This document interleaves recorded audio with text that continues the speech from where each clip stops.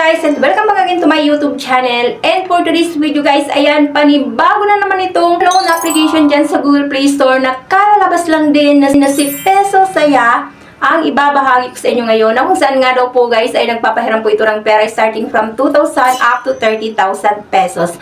At take note guys, dahil ito nga daw po ay fast approval, instant loan with low interest. At ang kagandahan nga daw po dito guys ay no hidden fees daw po ito, transparent loan terms, at no surprise charges. Abay, totoo naman kaya ito. Kaya naman guys, samahan nyo ako na silipin ang bagong labas na platform na ito dyan sa Google Play Store. Check natin para malaman natin kung ito ba ay legit at recommended na bagong platform.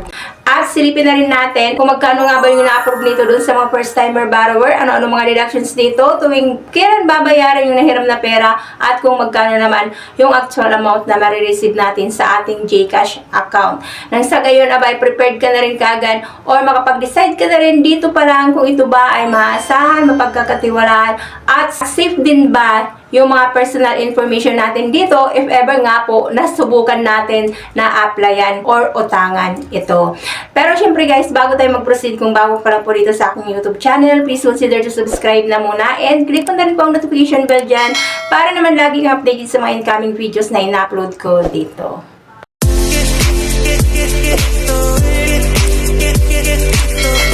Disclaimer na muna guys, hindi pa ako dito promoter at hindi rin po ako hintay dito na Peso Saya. So ano man po mapapanood nyo sa loob ng video na ito ay base rin lang po ito sa personal kong karanasan habang ako po ay nag-apply. So it's up to you na po or decision nyo na po yan kung still at the end of this video ay susubukan nyo pa rin hiraman dito ng pera. And ito nga guys, si Peso Saya, early access, ay under po siya ni Access and Liberty E&L Lending Incorporated. And meron na rin po siya ditong 5,000 downloads at rated 3 na rin po siya. At take note guys, dahil may nakalagay nga po sila dito na this application is in development. So be one of the first to try it and provide feedback. So ibig sabihin, bagong labas nga po siya dyan sa Google Play Store. At mag-expect na rin po tayo na wala pa ditong gaano na nag-feedback or nag-review about sa kanilang platform dahil nung time na mabuksan ko nga po ito, so ito nga po yung nakalagay nila. So this application is in development pa rin. And ayan, so na-install ko na po siya dahil sa curiosity ko nga po na matry out kung anong meron, kung paanong sistema ng pagpapahiram nila dito ng pera. So ayan, nung na-install ko na nga po siya guys sa cellphone ko, ay so meron po sila dyan ng privacy policies. Click nyo lang po yan dyan yung agree para makapag-proceed kayo. And dito syempre kailangan nyo po na mag-register as a first timer dito. And dito nga po guys ay take note na rin po dahil ito po si Peso Saya ay hindi po pumapayag ng screenshot at hindi rin po siya pumapayag na screen recording yung kanila pong platform habang ako po ay nag-apply dito. So para nga po naman magkaroon tayo ng reference, ay pinicturean ko na lang po siya step by step para nga po malaman din natin yung proseso ng kanila pong pagpapahiram dito ng pera.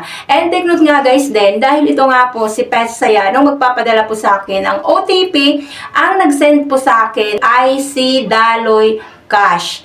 And alam niyo po guys, bukod nga po kay Peso Saya, si Vast Loan ay isa rin po under ni Daloy Cash. So ibig pong sabihin, may connection ito si Vast Loan, si Peso Saya, at si Daloy Cash. So para makapag-proceed na nga tayo, so una nga pong gagawin dito ay mag-fill up ka na kaagad dito ng iyo pong personal information. So ito nga guys, na ipapakita ko nga po sa inyo ay pinicturean ko na nga po ito step by step na process ng pag-fill up nila dito ng application. So, una nga po dito ay hingan ka ng iyong pong personal information. So, marital status, education, children number, time of reference, time of residence, and next ay industry type, work type, monthly income, years of work, and payday. And next ay contact information. So dito guys ay tatlo lang din naman contact references na hinihingi dito ni Peso Saya. Fourth nga dyan guys ay any government valid ID na kaagad. So pwede nga po ang human ID, driver license, SSS card, TIN number, passport, PhilHealth ID, PhilSys ID, and PRC. And ito nga guys, ang ginamit ko nga po dito na ID ko ay yung aking TIN number. So hindi po sila dito mahigpit pagdating doon sa any government valid ID na meron ka. Kung wala kang mga primary ID, so pwede nga po pala dito sa kanila yung secondary ID. Next dyan ay withdrawal method mo. So pwede nga po ang e-wallet or bank card. So e-wallet ay pwede sa kanila ang GCash, GrabPay, PayMaya at Peso.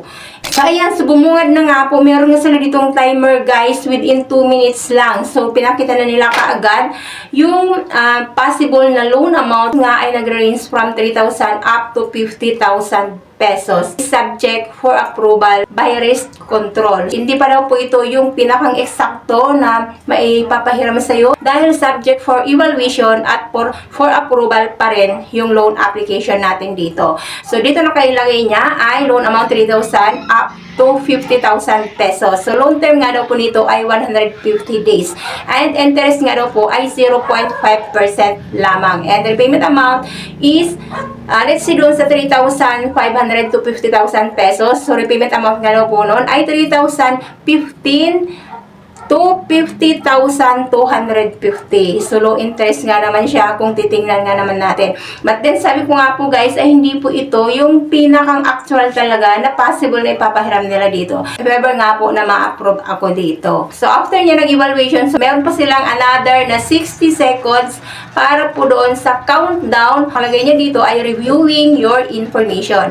So, we are evaluating your credit. So, it will cost 20 seconds. So, please do not leave this page. And ayan, so habang hinihintay ko nga po dito guys yung countdown nila na ito, so naalala ko nga po guys, since ito nga po si Peso Saya ay under ni Daloy Cash. So, ayan, so binalikan ko nga po guys si Daloy Cash nung nireview ko siya dati pa. So, ayan, and binalikan ko nga po yung video ko na iyan. At doon nga po guys, nakita ko yung similarity talaga nila pagdating doon sa filling up ng information at pagdating din po doon guys sa loan information nila. At parehas na parehas po sila. Si Daloy Cash, hindi rin po ito pumapayag na mag-screenshot, na hindi rin sila pumayag na mag-screen recording. So, as in, iisa lang po talaga ito, si Peso Saya at Daloy Cash. So, wala po silang pinagkaiba pagdating doon sa filling up ng information hanggang doon na po sa pag-offer nila ng loan amount. Natapos na nga po yung 2 minutes ko dito, yung paghihintay, nung binalikan ko po na nga po yung application ko dito kay Peso Saya. So, still andin pa rin po siya sa under review. So, your application is under review. Keep your phone on to avoid missing your loans. Andun para sa aking order history or loan history, nandun pa rin po siya sa under review. Nandun pa rin po ako sa floating at waiting ng akin pong loan approval kung ma-approve ba or ma-disburse ba sa aking GCash account or sadya nga bang reject ako. And ito din guys kay Peso Saya na nakulangan nga din po ako dahil hindi po sila nagbigay ng eksaktong amount kung magkano nga ba yung ipapahiram nila sa akin.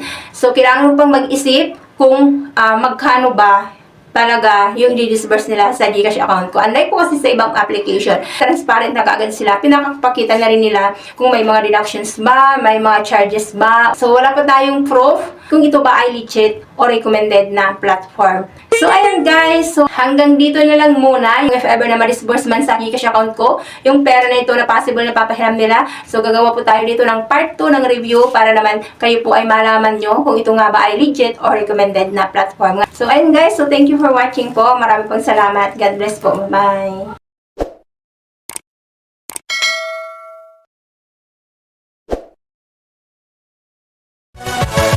Yeah.